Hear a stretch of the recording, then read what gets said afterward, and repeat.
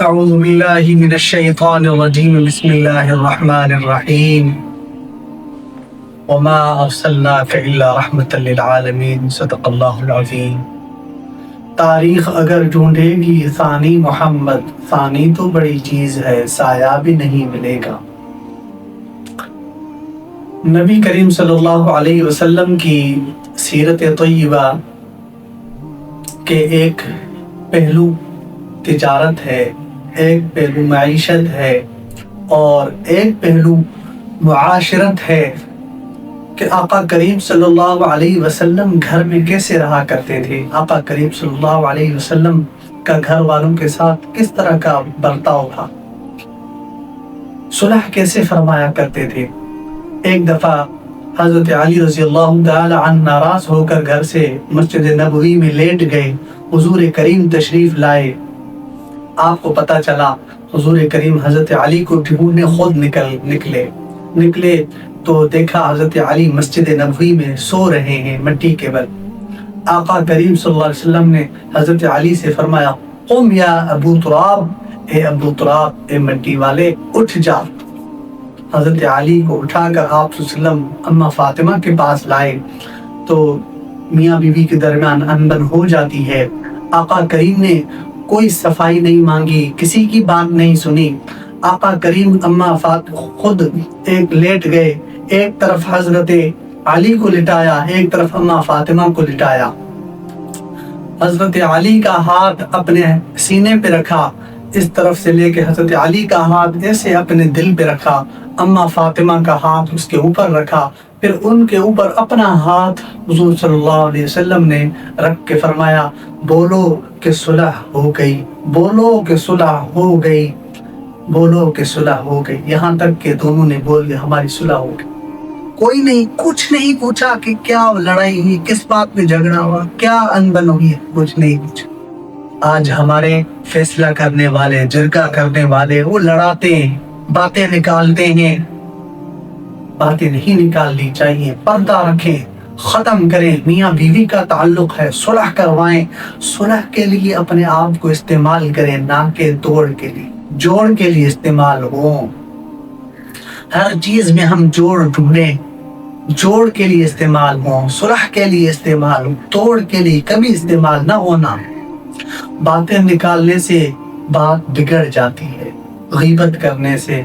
آج کیا بچیاں گھروں میں ادھر ادھر فونوں پہ نہیں لگی، باتیں بتانے سے بڑھ جاتی ہیں۔ آج کیا مرد باتیں نہیں کرتے، تھوڑی تھوڑی بات پہ کیا غصہ نہیں کرتے؟ تو ہم اپنے گھروں کا ماحول اچھا بنائیں، میانہ روی سے رہیں۔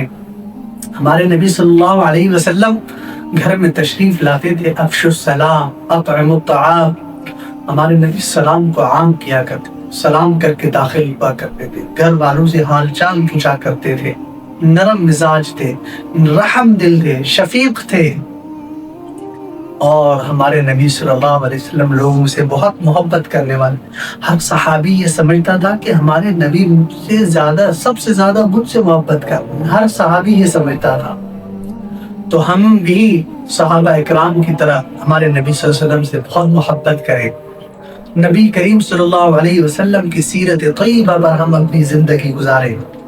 ہمارے نبی صلی اللہ علیہ وسلم کو اللہ نے رحمت بنا کر بھیجا، گھروں میں رحمت، بچوں پر رحمت، بڑوں پر رحمت، بزرگوں پر رحمت، پڑوسیوں پر رحمت، کافروں پر بھی، باطل پر، سب پر رحمت، رحم دیتے۔ آپ صلی اللہ علیہ وسلم چاہتے تھے میرا ہر امتی دوزخ کی آگ سے دور ہو، جنت میں جانے والا بن جائے۔ ہمارے نبی کے دل میں تڑپ تھی، وہ درد تھا۔ دعا مانگتے، اللہم اغفر لامتی، اللہم اغفر لامتی، اللہ میری امت کو معاف فرما، میری امت کو معاف فرما۔ آج امت کا کیا حال ہے؟ روز محشر جب سارے انسان پریشان ہو کر کبھی آدم علیہ السلام کے پاس، کبھی ابراہیم علیہ السلام کے پاس، کبھی عیسیٰ علیہ السلام، سارے نبیوں کے پاس جائیں گے، حساب کتاب شروع نہیں ہوگا، ہمارے نبی صلی اللہ علیہ وسلم کے پاس ہے، آپ صلی اللہ علیہ وسلم شفاعت کریں گے۔ حوض کوثر پر جام مصطفیٰ وہ جام پلائیں گے اپنے امت۔ میدان محشر میں ہمارے نبی صلی اللہ علیہ وسلم شفاعت کریں گے، اور دنیا میں ہمارے نبی صلی اللہ علیہ وسلم ہر امتی کے لیے دعا، ہر صحابی کے لیے دعا، صحابہ کے لیے ہمارے نبی آئیڈیل، ہمارے لیے ہمارے نبی آئیڈیل۔ ہم اپنی تجارت کے اندر، معاشرت کے اندر، معاملات کے اندر نبی کی سیرت کو آگے رکھیں، ہمارے نبی کو آگے رکھیں۔ یہ کائنات اللہ نے بنائی نبی کے صدقے۔ ہمارے نبی صلی اللہ علیہ وسلم نے دودھ میں یوں انگلیاں ڈالی، وہ دودھ کا پیالہ 70 صحابہ اکرام کے لیے کافی ہو گیا۔ ایک جنگ کے موقع پر صحابہ خندق کھود رہے، غزوہ احزاب کے موقع پر صحابی نے قمیض اٹھائی، پیٹ میں پتھر باندھا ہوا ہے، ہمارے نبی نے قمیض اٹھائی، 2 پتھر باندھے۔ شعب ابی طالب میں کیا ہمارے نبی نے قید نہیں کاٹی؟ ہمارے نبی پر زمین تنگ نہیں کر دی گئی تھی؟ کیا ہمارے نبی صلی اللہ علیہ وسلم کو ستایا نہیں گیا، تکالیف نہیں دی گئی؟ کس لیے تکالیف اٹھائی ہمارے نبی نے؟ ہمارے لیے، ہم تک دین پہنچانے کے لیے۔ هل بلغت الرسالہ، کیا میں نے رسالت پہنچائی؟ 1.25 لاکھ صحابہ اکرام کا مجمع ہے، سارے صحابہ نے فرمایا اے اللہ کے نبی، آپ نے امانت صحیح ہم تک پہنچائی۔ حضور پاک یوں آسمان کی طرف اشارہ فرمایا، اللہم اشہد، اللہم اشہد، اللہم اشہد، اے اللہ تو گواہ ہے، تو گواہ ہے، تو گواہ ہے۔ فَلْيُبَلِّغِ الشَّاهِدَ مِنْكُمُ الْغَائِبَ، اب شاہدین کی جو موجود ہے ان کی ذمہ داری ہے غائبین تک دین پہنچانا۔ ہمارے نبی کے بارے میں اللہ تعالیٰ فرماتے وَمَا آتَاكُمُ الرَّسُولُ فَخُذُوهُ وَمَا نَهَاكُمْ عَنْهُ فَانْتَهُوا، جو تمہیں رسول دے اس کو پکڑو، جس چیز سے رسول منع کرے رک جاؤ۔ ہمارے نبی صلی اللہ علیہ وسلم نے غلط چیزوں سے منع فرمایا، صحیح چیزیں ہیں ان کے اوپر چلنے کے لیے ہمیں حکم فرمایا۔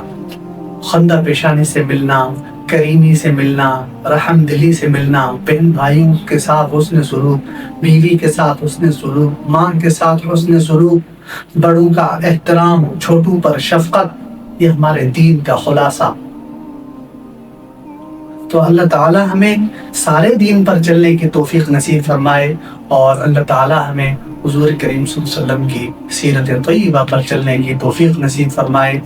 نبی کی سیرت پر عمل کرنے کی ضرورت ہے، اور عمل ہوگا تو زندگی بن جائے گی۔ ایک سنت پر ہم عمل کریں۔ ہمارے نبی تھے، تورات میں بھی نبی کا ذکر ہے، انجیل میں بھی نبی کا ذکر ہے، زبور میں بھی نبی کا ذکر، قرآن پاک تو ہے ہی نبی کے لیے۔